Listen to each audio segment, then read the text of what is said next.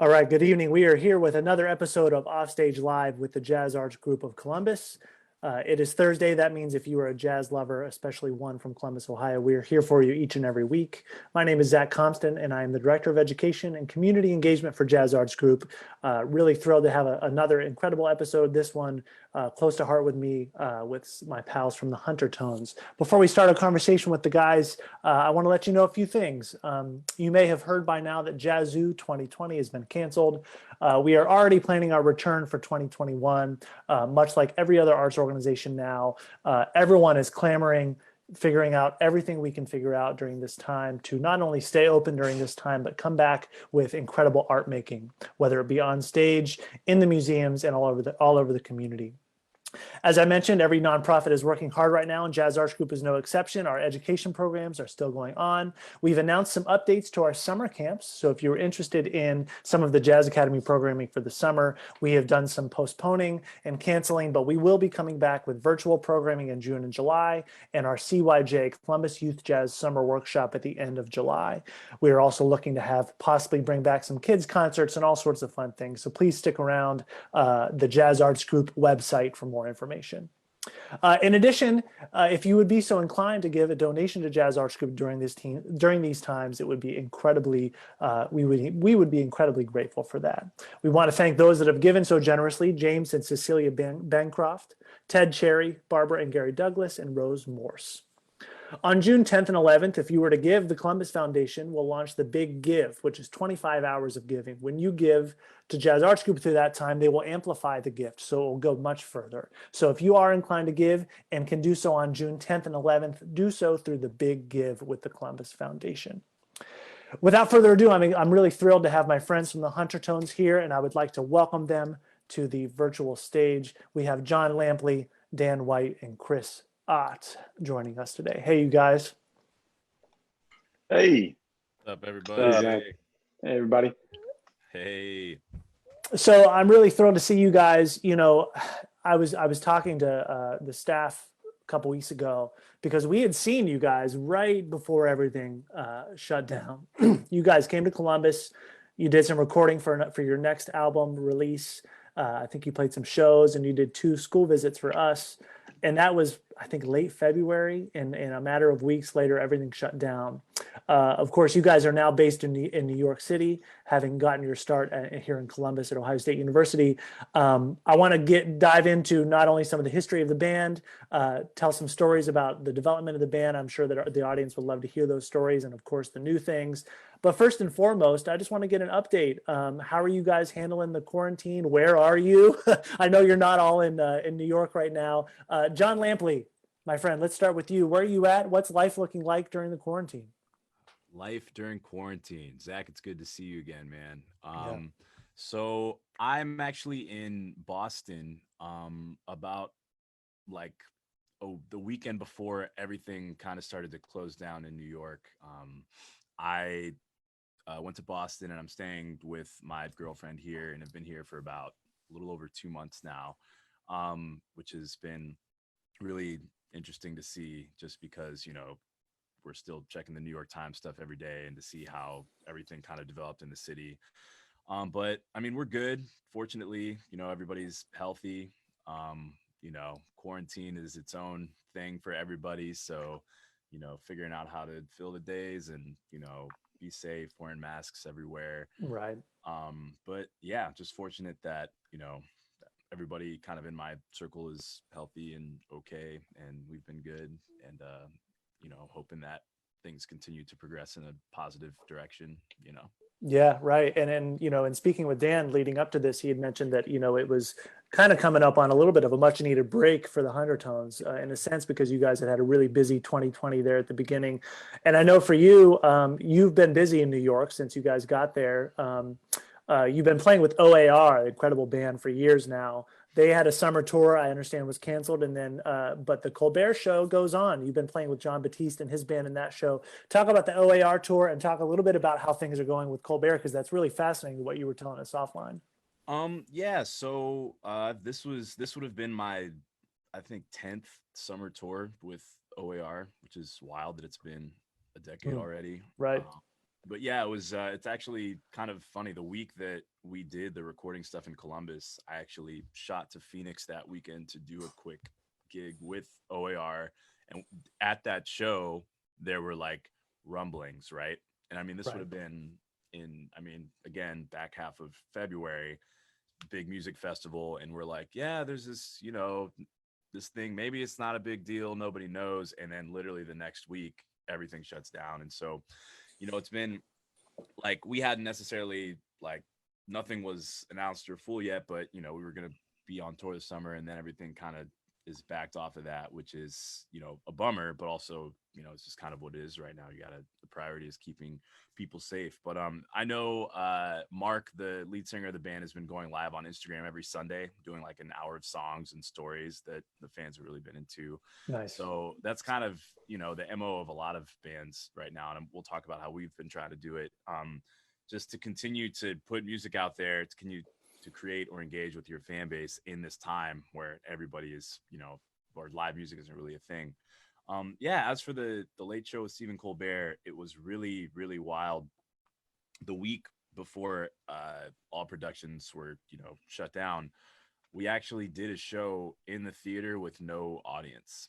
So I think it was like a Wednesday or Thursday where, they had announced, hey, coronavirus is bad. And like we were already all in the theater that day. So they essentially just, people who were like lined up, the audience was like, all right, we're not taping with an audience today. And it was really one of the weirdest things ever to tape the show Yeah, I can imagine. live in the theater in front of nobody. And then after that, basically the show has been being produced entirely remotely. Like Steven's at his house. There's like a producer on an iPad in his room. They've got camera trucks over there.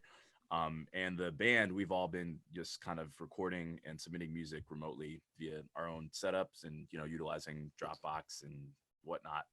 So been fortunate to be able to still be a part of that, but it's definitely, I mean, I think all of the late night shows are doing the same thing, and it's really interesting to see how everybody's adapting to this time. Well, and as you sort of mentioned, people are still hungry for content, especially because we're sitting at home, right? It's like, so for those tonight shows to be going on like that, it's not surprising, but it is always interesting to hear some of that behind the scenes of how you guys are sending in your tracks and making the music happen. That's really cool. Chris, I want to talk to you, man. Before we hear from you, I happened to be on Instagram this morning, scrolling through my Instagram story, and something called Meet the Shells came on that I hadn't seen before. I want to share with our audience, because this just gives people a little bit of an insight as to what the world of Chris Ott has been like. This is just a little clip of Meet the Shells production of Chris Ott's. All right. Meet the Shells. One is also a Triton shell. It's just a little tiny one, and this one became the main melody maker. Since it's small, the partials are a lot closer. I can play way more notes on this. So this was the main melody instrument for the Three Little Birds video.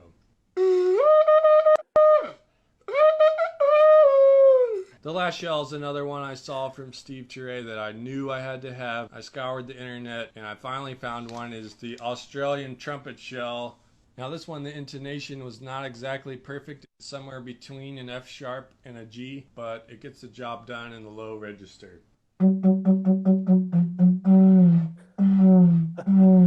Wow. This one is cool too because you can hit some of the upper partials. Well, that about wraps it up. I hope you enjoyed learning a little bit about conch shells, how they work, how you play them, and let me know if you have any questions. I'd like to thank Steve Ture for inspiring me to get all these shells and start playing them. I'd also like to thank Jim Masters, who really pushed me to keep playing shells and do creative projects like this. Thanks again for watching, and let me know if you have any special shell requests.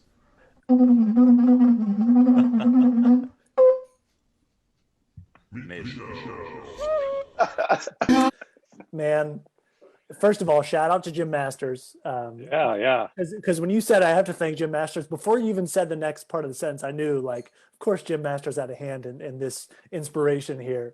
The great professor of music at Ohio State and trombonist, who I know you studied with when you were at OSU. Before we find out how you're doing outside of the shell world, meet the shells, man. Talk to us about the conch shell hobby that you've developed here. So I've had the conch shells since early high school, and they made an appearance in a school project. We were reading Lord of the Flies in English class, and we had to do some kind of project. And me and this trumpet player played conch shells for our class, and everybody thought it was pretty funny. So I had them. I started collecting them. I saw off the tops. Some of them I got as gifts from people that just had them in their house or in their basement or something. And some of them I bought online. And then I still had them. And in college at Ohio State, I wanted to use them in some way. And when I met Jim Masters, I think the first day I went into his office, I'm like, oh, this guy has conch shells too. Like, this is awesome. So he had like a shell like rack that was this big fish, and he had different shells on it. So for my senior recital, I did one of like a song that he recorded on one of his albums in the 80s. It was called Creation. I wanted to do a conch shell version of that. So I had Jim playing from the back of the audience. I had him playing a shell like a call, and then I would respond to him on stage. So that was really fun. And I find all the shells were like in storage at my parents' house. And I had a couple that I brought to New York, and finally I got like the big shell was like the final piece. Right. That it took some effort to like get it to New York City. But I finally got it here. And since this quarantine thing has happened, I'm like, all right, this is my big chance. I can finally do a major project recording all my conch shells, because they sound really awesome when you layer them and put them all together. And just the sound is like a combination between a brass instrument and like the human voice, because it has like all this air and rich kind of warmth to it. Right. So I wanted to do a song that was like an uplifting kind of thing, and my girlfriend suggested I do Bob Marley, Three Little Birds, that every little thing is going to be all right. So I recorded that song and made this crazy video. I've been trying to learn how to do more video editing stuff, and it turned out really fun. And in the Meet the Shells segment, I just wanted to give everybody a little more background of like, okay, where the heck did the shells come from, and why are you playing them, and what's the story? So Right. In this kind of quarantine era that we're in, it's kind of an opportunity to do more of those kind of personal projects and kind of explain things. And so I'm keeping myself busy with that kind of stuff. Well, I want the audience that's watching this to go to YouTube and type in Chris Ott, Three Little Birds, because that is absolutely incredible, man. The conch shell ensemble is really something. The sound is, and it sort of surprised me that, at least that I've known, the conch shell hasn't made it into any Huntertones music that I'm aware of. Am I wrong about that, guys? That is correct. I think I experimented with, there was an old song that was one of the first songs Dan wrote that we used to play all the time, called Sandbox, for the Dan White Sextet. And I think at some point there was a performance where I brought some shells and I wanted to like do something with it, but who knows? It might. John, Dan, can you corroborate this story? What was that all about? I'm not sure if he was asked to bring the shells or not. Yeah, you just show up with the bag of shells and see what happens. Can I sit in? No, a hilarious story though. When we were in Paris, we went to this like underground dungeon jazz club, and they said, oh, this is going to be like a tribute to the movies concert. And we thought it was going to be like, like really intricate jazz arrangements of these like songs from movies, or like Jurassic Park theme, like kind of stuff that we do. But they started out the show and it was just straight up like Huey Lewis and the News from Back to the Future. Yes. Straight up. Yeah. And there was this trombone player that all of a sudden just pulls out a conch shell out of nowhere and starts playing like the craziest stuff. And we were just like, holy crap. Yeah. So that was the one like conch shell surprise that nobody saw coming in Paris. But of course, it was a trombone player also. Yeah, right. I think there's something in that. Yeah, for sure. Yeah. For sure. Well, you know, not to turn to more serious subjects, but you're still in Brooklyn. And as Yeah. we were talking offline, you're there. It's probably a crazy scene, you know, New York having been hit the hardest in the country, really, as far as the pandemic. Talk just a little bit about what life's been like still being in Brooklyn. Life in Brooklyn it's still been fine. I mean, yes, everyone has stayed inside, and you know, I'm wearing a mask and gloves and all that anytime I go out. And my girlfriend and I are here, and she's working at the hospital and mental health stuff. So that routine is, you know, there are a couple weeks where it was like really weird, and you know, we were both home for a little while, but now it's kind of getting into more of a normal routine. There's still a lot of people out just to get out of your apartment, walk up and down the street, go on the park, go for a jog, go biking, all that stuff. So people are still active. The weirdest part is probably, you know, the subway system. You know, traffic is definitely a lot less. What's really crazy is seeing the pictures of LaGuardia and JFK, like the airports, Right. that there's just nobody on them flying anywhere. I did ride the train one time a couple weeks ago to go to an appointment, and yeah, it was like you're the only person in the station, which is kind of bizarre. Yeah, that is bizarre. But you go to the park and it seems like it's nothing, you know, nothing has really changed that much. So hopefully things will, you know, keep trickling back a little by little. And you know, it's been really interesting, but you know, you adjust and try to be creative in ways you can while working with it. Right. Well, you know, we're glad that you and your girlfriend are healthy and safe, and you know, it's a crazy time, especially in urban settings like we're all in, you know, but really anywhere. Dan, man, I know you're in Brooklyn, or not Brooklyn, Buffalo rather. And as we were talking offline, you know, the Huntertones had a ton of things coming down the pipe before all this hit, and I know that, you know, the thing that I know about you, all three of you guys are such an incredible entities within the band, and the band wouldn't be what it is without you guys. But Dan, you're the great hustler, man. You're never stopping. You're always coming up with ways to keep the band pushing forward. I'm sure that it's a little dicey right now, but I'm also sure that you have like 125 ideas in your head as far as keeping the Huntertones going. Talk just a little bit about what's going on with you, Buffalo, and just maybe a little bit about where the Huntertones were coming up right up to the quarantine. I know you were recording and so forth. Yeah. Hey, everybody. Hello from Buffalo, New York. Yeah, right when it started getting kind of dicey in New York around mid-March, I headed down here to be with family, kind of a safer place. And yeah, up until like right then, we had a lot of stuff that was happening. You know, we started the year off with a tour in Nigeria. We went straight on into a tour in the Midwest, and then we spent a week in Columbus recording our next full album. Been doing overdubs since then, been doing, you know, we did some of them in quarantine. And so just kind of taking a pause.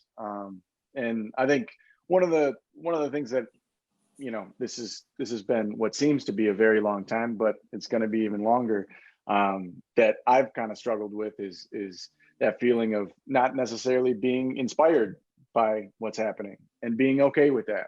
and just trying to get better, even if it's a little bit each day at whether it's writing something, or I've been practicing a lot more, and doing these other things that I don't usually do. And so this pause is maybe a needed thing, but trying to make the most of it.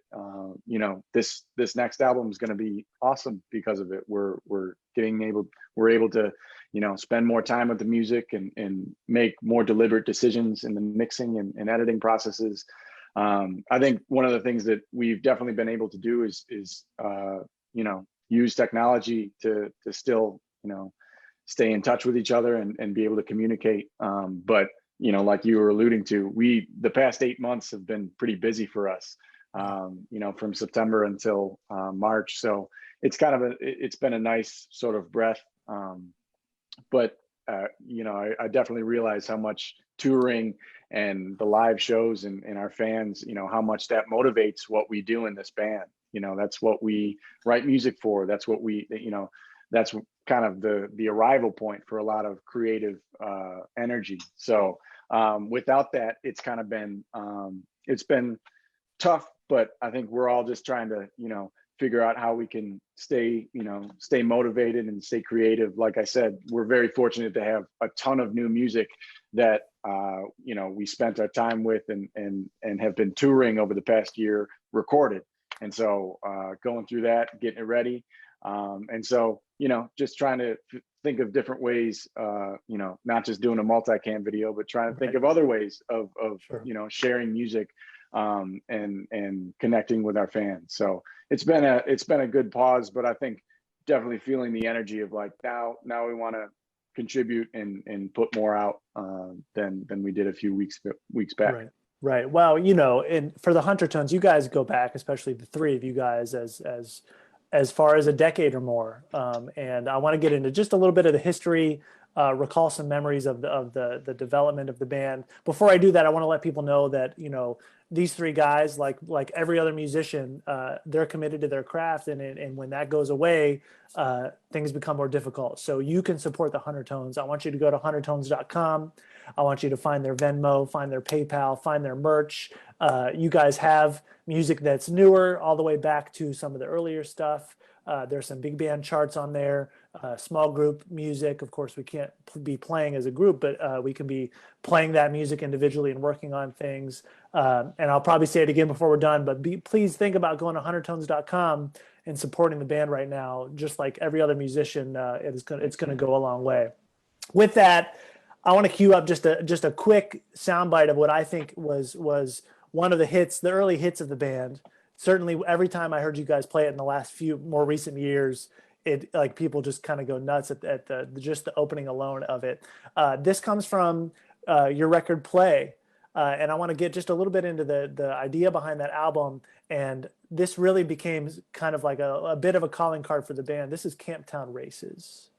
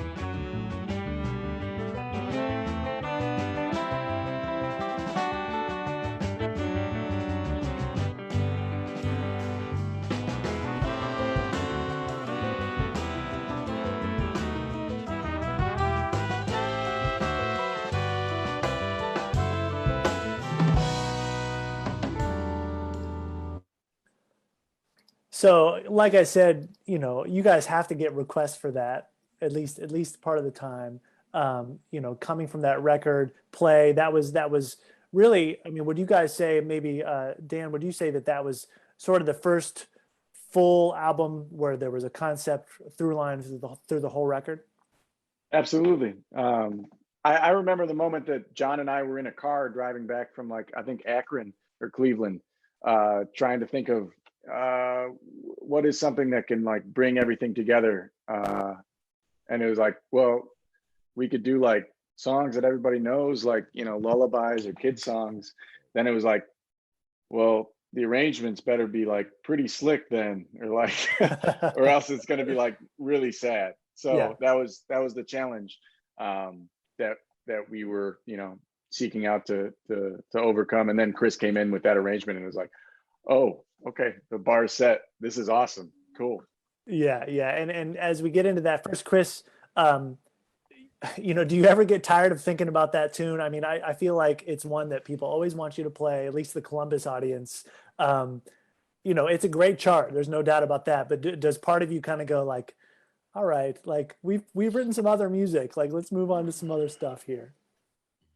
I feel like maybe there was a certain point where if it's like every single concert we play Camptown Races as the second song every show, Right. that maybe at some point it started to get a little bit like that. But I feel like, and this happens with a lot of our other songs, that it becomes really heavy in rotation, and then maybe we get away from it for a little while, and some songs kind of fade away and we don't really play them much anymore. But Camptown Races is still hung on, and it's still one that people get excited about. I mean, especially in Columbus. So I definitely enjoy playing it still, and it's fun, and it's a challenge to try to do something different with it every time, see how you can make it different. And the arrangement from that version from the play album to like how we play it now has so many other little things that have been added, different styles that we explore.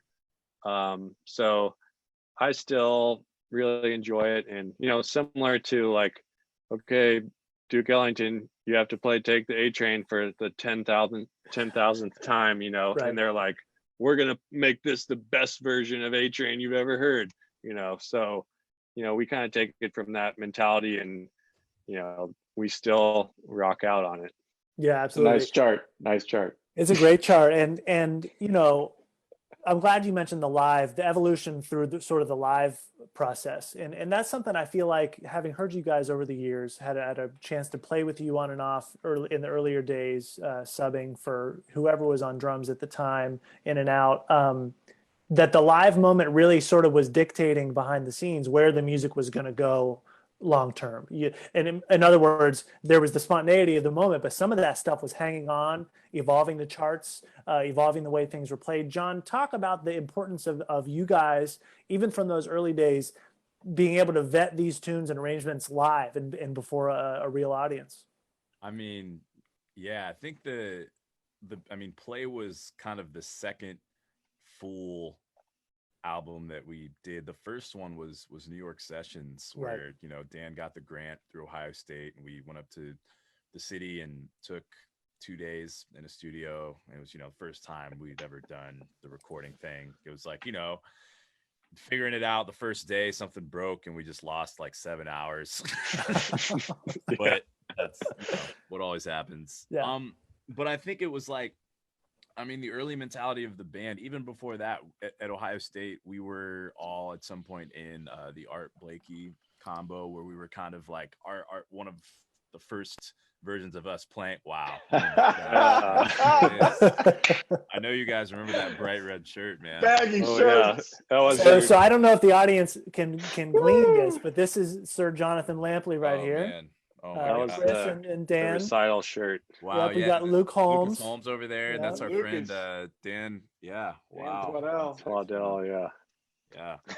But yeah, it was so wild. I feel like the first version of us playing music together was playing, like in jazz ensemble, but then in the smaller group. And our intro to it was like, all right, we're gonna listen to this music of Art Blakey, and then Kenyatta Beasley, who was the trumpet instructor at Ohio State at the time, amazing. He's been a mentor and friend to us. He's also based in New York now, but he would like transcribe all these arrangements like note for note, the original one. So we would listen to it, dig into it, and then be playing this music. And so when we started, forming the band, it was like that was kind of our formula. All right, everybody bring a chart in, we play the chart, become familiar with it, and to whatever gigs we had, a lot of the times we're playing the music, we're reading the music because we all had a lot going on, marching band, blah, blah, blah, blah. So we're still reading music. And I remember there was like a specific point in the progression of the band where it was like, all right, no more stands at gigs, because it's like, we were writing all these songs, but like, because we were reading, there was only so far that we could go in terms of kind of what you're talking about, to let the situation dictate kind of the vibe, or to be able to like, react or add to the situation. So, I mean, I think we were playing, one of the first shows we did with no stands was probably at Dick's Den, staple, but it was just immediate in the way, not only that we're able to kind of pay attention and to feel what the audience is doing, but also like to be able to vibe with what we're each of us on stage is doing. Like when you Right. know the music that well, it's like you're able to play in an entirely different way. And so it's kind of like within the band, always one thing has informed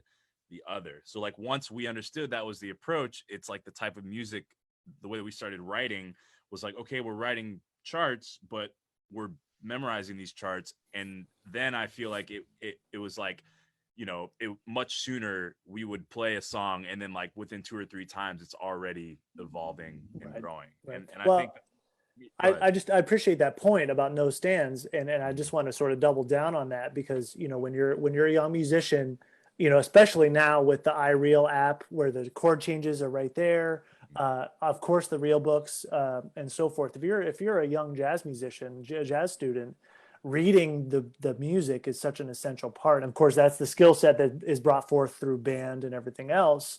And I remember the days of the older guard of musicians saying, "Man, you don't read that. Don't read the chart." And you sort of think back on that, like at the time you were like kind of bugged, like don't call me out like that. But now, especially on small group gigs, it's like I don't, even if it's a new chart and we have a chance to run it once, I'll try to run it maybe with the chart and then get rid of it, Right.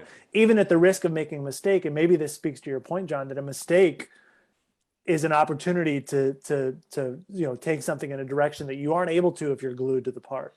Right. I mean, to me, it's like, it's what is your approach when you're reading music? A lot of times it's like, all right, you get a gig for a studio session and there's no rehearsal. You show up and you're not trying to waste time. So you want to be able to read, to run it down. But I think the point is not to be looking at the notes and be like, all right, let me play this just accurately. It's like, let me be able to look at this chart and use my ears and to like see what's happening and really internalize the music. And I think as a band, that is kind of how our approach has grown in terms of writing. It's like, you're not just trying to play and have everybody execute, but you're trying to internalize, because then you're interacting with each other. You're making music. You're not just, playing. And I think that, Right. Even, over the years when we've had the chance to talk to other musicians, we try to really bring that home, Right. Yeah. Like even when you see a band like, any big band that we've gotten to see, whether it be the CJ or whatever, when you see the band reading, it's like everybody's reading, but they're not reading. Yeah. You know what I mean? Everybody's like paying attention. Yep. That's right. John, while I'm on you, man, you mentioned marching band. And, I got to think, I've never asked you this point blank, but I got to think that your involvement in marching band was the linchpin to put the sousaphone kind of in the forefront of the Huntertones. We've got this photo here. Oh, man. Wow. Another classic photo of John Lampley dotting the I with Script, Ohio, with the Ohio State Marching Band. Chris, you were also in the marching band, right? Yeah. Yep. At OSU. I kind of want to hear from all you guys. The sousaphone, John, first you. of course you were playing the instrument. Being in that band, you had to be developing the facility, some chops on that instrument. Was it a natural thing? Was there a discussion of like, hey, do you think that some of the stuff that we're doing, the sousaphone would apply? How did that come to be? I mean, really, Dan and Chris had already kind of been playing together. Like Dan's first album, Between the Lines, which a lot of the youngsters out there maybe aren't hip to. Yeah. It's out of print. We'll have to put that back in Oh print. man, no, I remember I've listened to it a lot, but that was like the first project that kind of, it was a lot of quartet stuff, but then Chris was also on a bunch of songs. And then I feel like very soon after that came out, I kind of like came into the fold, and it was like, I was a trumpet major, but I was playing the sousaphone in marching band. And pretty early on, it was like, this could be very cool. Because before that, I hadn't had an outlet to play that instrument other than like band or a marching band, which was fun. But it was like, it would be really cool to figure out how to like implement this and to get to play it in a way that is more like, what I'm maybe hearing outside of, marching band, Ohio State songs and the stuff that we were doing. And it was just a matter of getting an instrument. I mean, right. It's like, at the time I didn't have, we were in college, not really, didn't have the money to buy like a nice one. And so my high school band director from Talmadge, Mr. Lenzo, I hit him up and I was like, hey, like looking for a sousaphone, maybe a couple $100 tops. And he knew a guy. I remember went into this warehouse and it was just like this old clunky busted instrument, no case. I was like, I'll take it. And I mean, for the first couple of years, that was just like kind of how it made its way into the fold. Like, I think that, the OG recording of Sweatin' was definitely like that sousaphone's like debut on tape. Yeah. Well, there are two things. I don't mean to rush the conversation, but in the interest of time, there are two things that I really want to hone in on with you guys while I have you, because I think that for the audience that has followed you, they've followed you through some transformation. And so two things that come to mind for me, because I knew you guys at those times. I even knew you guys in college. I was at Capitol at the same time, graduated in 2010. I think, Dan, you and I played in that intercollegiate band. Chris, you may have been in that too. The Jeco intercollegiate band together. And I knew you guys were bad dudes at that time. And Dan, there was a little smile / grimace at the idea of that grant you got at Ohio State to go to New York and record. You record New York sessions. Of course, that had to be a learning experience, but you eventually made your way to New York as a band, and you guys all committed to relocating. Dan, I want to hear from you. First of all, I couldn't remember how long it's been. How long have you guys been in New York now? And I want to hear from all three of you. What did that, moving to New York do? What has it done for you in sort of evolving you as a band and also individually? It's been 6 years. The three of us moved. I'm getting old, man. In March. We just passed 6 years. And that move, it did a lot of things, but I think it made us, it was like a clear cut line of like, okay, it's time to show up and time to really like put everything you can into this thing, into music and into making a career out of it, because it's the stakes are so much higher, and we're able to go out and see our heroes pretty much every night of the week, and we're competing against them, and it just it kind of amplified everything. Sure. On the positive and the negative side. But the reason that we moved there was not to get away, but it was more to try and do this on a larger scale.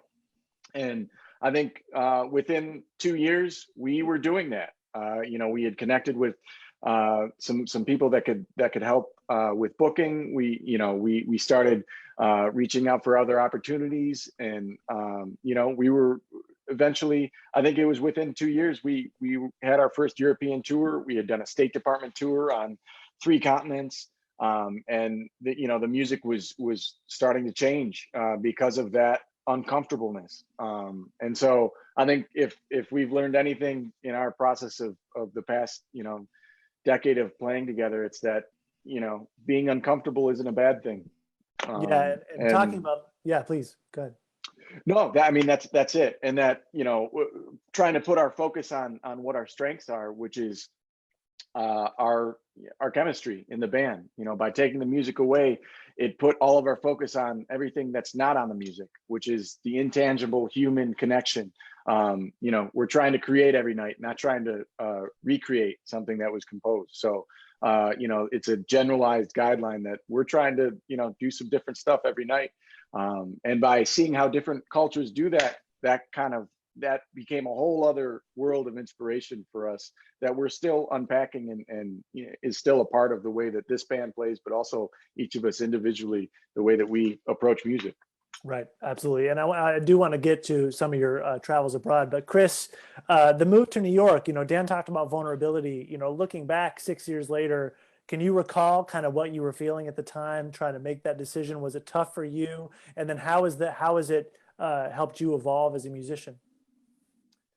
I would say the initial decision, we really agreed upon it. We all kind of came to a finishing point and like we're ready to start something new. Dan taught Bishop Watterson for a year in Columbus. Right. I was finishing grad school at CCM down in Cincinnati, and John had just graduated from OSU. So we all at the same time kind of finished a major thing. And then we also had this the Your Song project that we did with Jazz Arts Group, which we lived in an apartment in Grandview for about 6 months, and we worked on that project, and we were all just like, all right, March 1st, we're just setting a date and we're just doing it. And maybe for me personally, like moving to New York wasn't my initial plan or my end goal. I figured maybe I'll teach a little bit at some point. I'll kind of do grad school and see how things go and whatnot. And then, by being a part of this group and being with these guys, it kind of, nudged me in the New York direction. And so I was like, all right, I'm game. I'm going to do it. And so we did it. And it was definitely very challenging when we first got to town. We were just trying to see as much music as we could and make as many connections as we could. We totally rebranded our band because we were initially called Dan White Sextet, came up with the Huntertones name and it was really like starting over again. So we each also kind of individually had to figure out, okay, how are we going to pay the bills? How are we going to pay rent? We all started working with a couple other different bands as well. But luckily, everyone always says your first year in New York is going to be rough.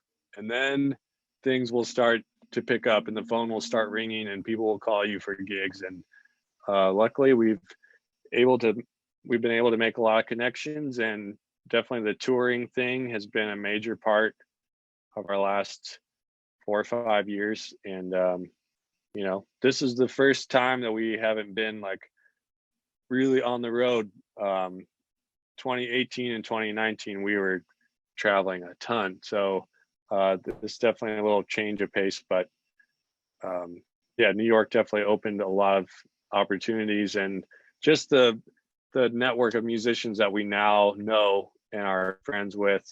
We've gotten to work with the Snarky Puppy guys a bunch, which is really cool. And just to have that kind of network of people all around you all the time is really awesome.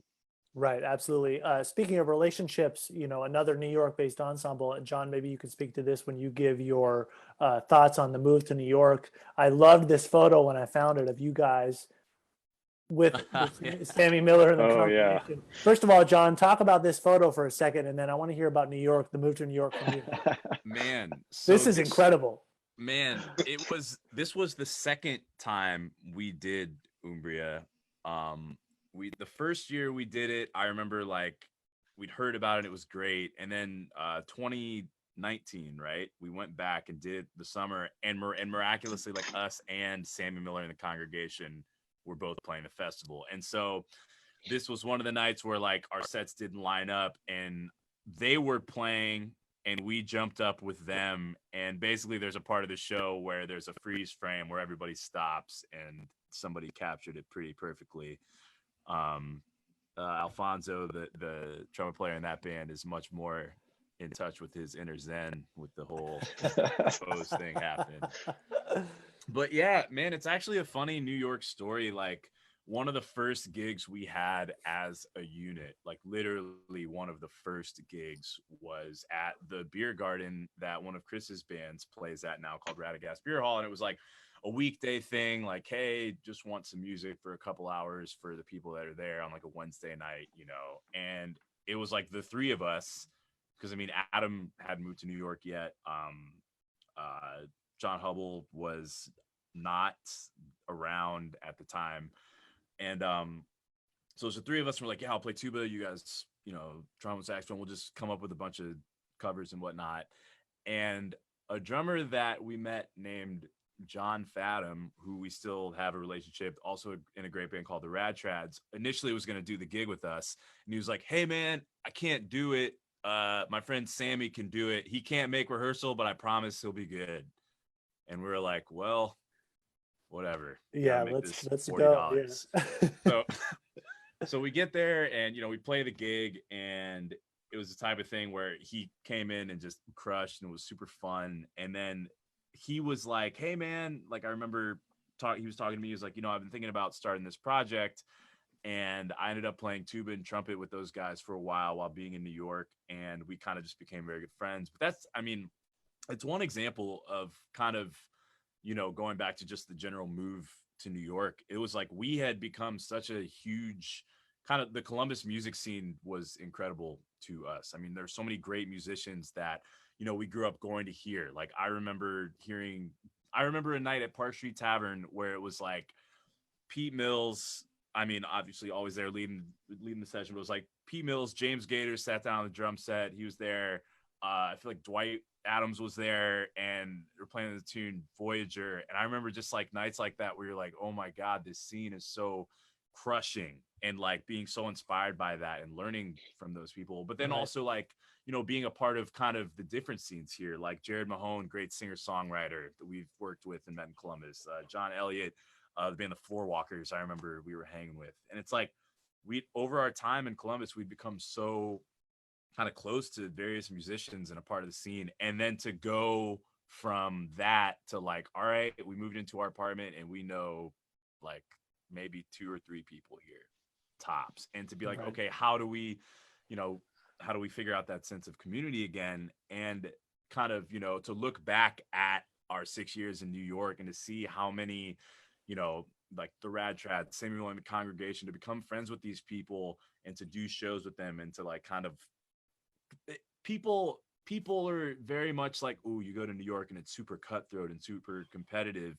And while you're pushed to be great because there's so many great musicians, there's also this overwhelming sense of community where it's like everybody wants everybody to succeed. Like the sense of collaboration and community there is kind of a part of the reason that everybody that is able to stay there is able to make it. So, and I mean, you know, we've been fortunate to meet a lot of people. I think it's cool. Like when we were in college, Snarky Puppy was kind of like at the beginning of their kind of ramp up. And so to move to New York and now be very good friends with a lot of those guys and have, you know, Justin play with the band, record on records. It's been really cool to just kind of become a part of a new community. And particularly like when we recorded the last record, to kind of bring Justin and Louis Cato to Columbus and kind of be like, hey, New York guys, this is like where we came up and cut our teeth. That was a 2 nights, I believe, sold out at Natalie's. Yeah, that was really absolutely incredible. And so I want to talk about sort of the second transformation, which is the you guys starting to move out of the country with your music. But first, we have a message from Facebook from Mr. Rob Schnell saying, Olentangy Orange Band and parents love all of you guys. Oh, nice. So that's a big shout out. I know you guys had worked with them and their director, Dr. Ishba Cox, who had arranged an OSU halftime show around your music. Dan, talk for a second just about the collaboration with Olentangy Orange, Ishba, and the OSU halftime show. Yeah, it actually, well, that opportunity came about because of a clinic that we did over at Gahanna Lincoln with Kelly Shellhammer and all their jazz bands. They were playing Togo, both bands. We did a clinic with them. Yeah, the super band. Yeah, that's right. And their percussion instructor heard it and was like, "What is this?" And started asking other directors around and hadn't heard of us. And so then it became an idea of doing a show, a halftime show of all Ohio artists, and to have us be sort of the glue as the house band playing guitars and bass and all that. And so that's how the opportunity came about. And Dr. Ishba Cox, who's the director over at Olentangy Orange, he was tasked to do the arranging for the whole show, and he did a great job. He cut it down to time. I think it was like a 10-minute show, and that was by far the most people we've played for. I know John and Chris have done it many times, but for me, being on that stage, that's some holy ground. So Yeah, that was really special. That's amazing, and it speaks to you guys' connection to education. But while we have an OHIO going here, I had to go to this one because it tees up the kind of the back half of this conversation. The thumbs up there by Mr. Wait, is that John? That's Hubble, yeah. Hubble there. You guys, this last album that you put out, Passport, is sort of, as I listen to the record, it really speaks to the evolution of the band. There's nothing cliche in the record, not that there was in other records, but there's not an idea or an artistic decision that's taken for granted. And it really, from my perspective, encapsulates what seems like years in the making of drawing, as John had indicated, and as you had indicated, Dan, from all sorts of different cultures. Part of that came from American Music Abroad, State Department tours that you guys did, combined with being booked to go to Europe, China, Japan, South Korea. Dan, talk to us a little bit about the band going abroad, either one of those platforms, either just the bookings or start with the American Music Abroad thing. Yeah. Well, I mean, the first tour was just kind of like, we were thrown into so much stuff. We went to Ecuador, 2 cities in Ecuador. We stopped over in Paris. We went to Togo. We went to Bermuda. We went to Zimbabwe, and we were collaborating with artists and playing for audiences that had a language barrier.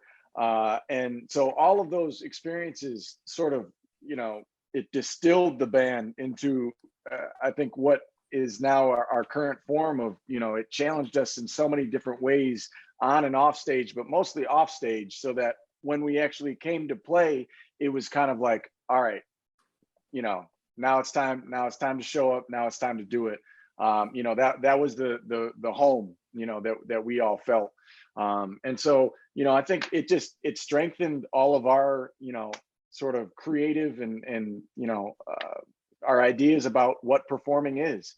It's connecting with each other on stage, but also never losing sight of, what the point is. And it's trying to, make people feel something. And then, after you do that, that's when you actually have a connection with other people. Right. I could sit here talking all day, but, I would much rather have a saxophone and play with the guys. And then there's all these other things. I can communicate better with the horn than I can sometimes through words. And when we get further away from our culture, I think we were able to really witness that, which is a really powerful thing.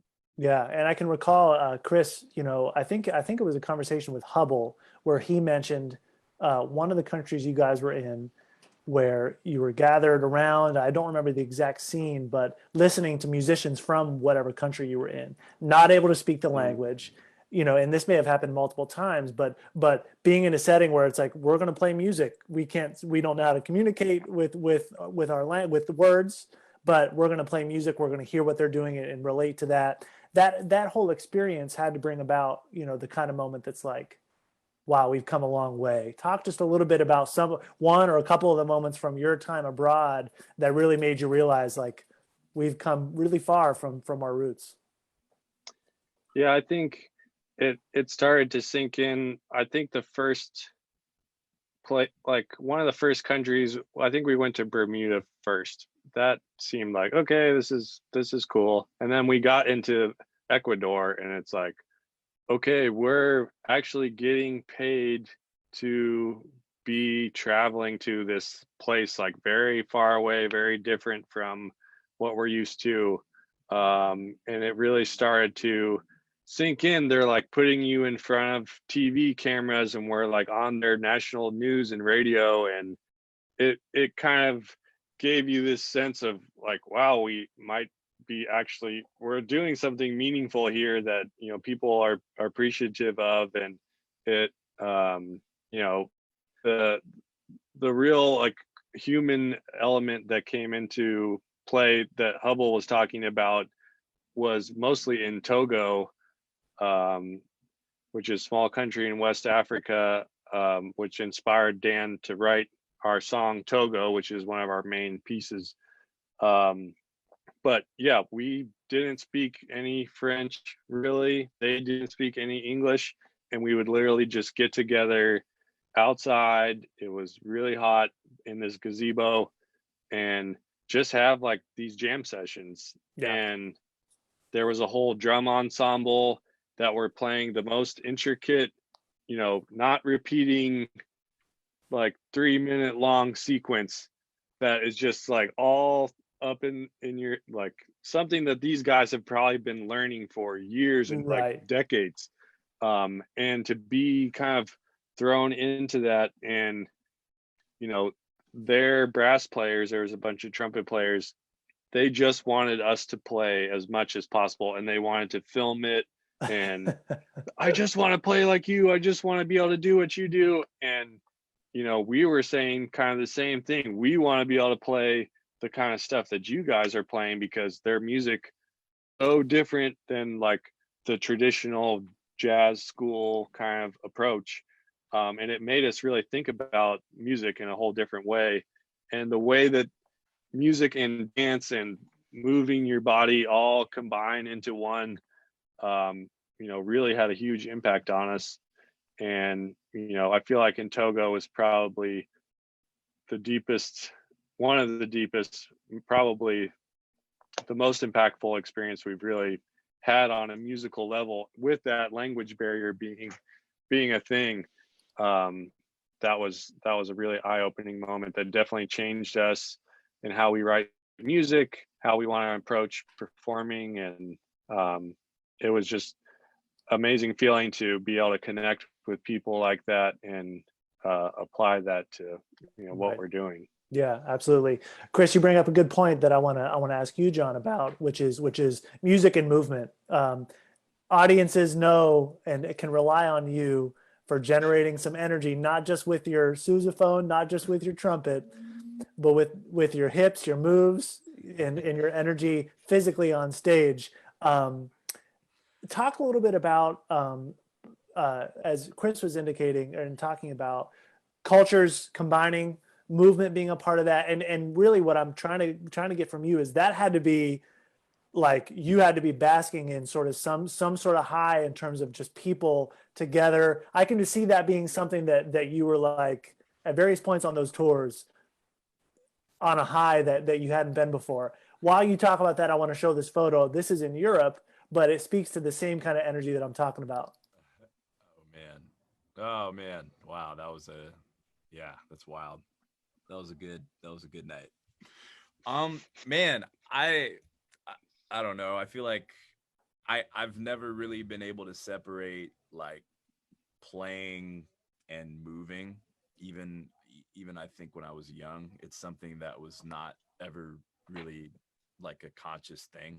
I feel like kind of, I grew up, my introduction to playing music was in church, and the type of church that I grew up in, you know, everybody was always up, you know, there's a lot of, you know, dancing, shouting, charismatic. And so that was kind of just kind of a part of when I started doing this professionally, that was kind of just a part of it, you know, period. I think it always will be, but it was really incredible to get to a place like Ecuador or Togo, especially, or even like Zimbabwe. I remember in Zimbabwe, one of the artists that we worked with, we got to go see a concert that she put on, and it was in like a library or a community center. Yeah. And it was like, she's up there doing her thing and the audience is like in it. And then she started playing this song and literally like everybody in the audience is just like going in, dancing, like looking at us like, what are you guys doing? Get up. And for me, it was like, oh my God, this is amazing. Because there's just no separation between the two. It's like movement is part of the music, and it's not just, it's just one with it. Anytime you go to see a performance, it's like everybody in the audience is dancing, no matter what the age is, little kids up through, older men and women, because it's just, I think in the way that, people learn how to play and sing in these different countries, it's associated with that movement from a very young age. Most recently, when we got to go to Nigeria, one of the coolest parts of it, we went and played in the school, and then these kids essentially like put on like demonstrated this dance for us, and it was incredible. It was like there were like 4 or 5 different groups, and each group had a different type of movement to a different type of beat, and like the kids in the audience were all like, like, ah, and it's just it's just like an entirely different approach to what music is. And I think that when you learn music in that sense of, when you're learning the notes and the scales, you're also learning the movement and just what it is to interact with the people that you're performing with in that way. It's a beautiful thing. And I think that even from the first trip that we made, like, that changed the way that we perform. It changed the way that we write, it changed the way that we play. But specifically, like when we're on stage, I think we're just a lot more comfortable with moving and with encouraging the audience to do that. And you see what that does. I mean, it's kind of opened up, the types of audiences that we've been able to play for, but also it's just, no matter what kind of audience you're playing for, you see like a collective wave of like, oh, okay, I can enjoy myself, I can move too. And I think that's something that we've learned in our experience of just seeing the way that music works in in South America, in Africa, and all these different places. Right. That's amazing. Well, before we wrap up, because we've sort of reached the end of our time, I do want to play a short clip. You guys have all teed it up. One of the current hits from the band, from your album Passport. You have a short little clip of it that I'm going to share for everybody. This is Togo.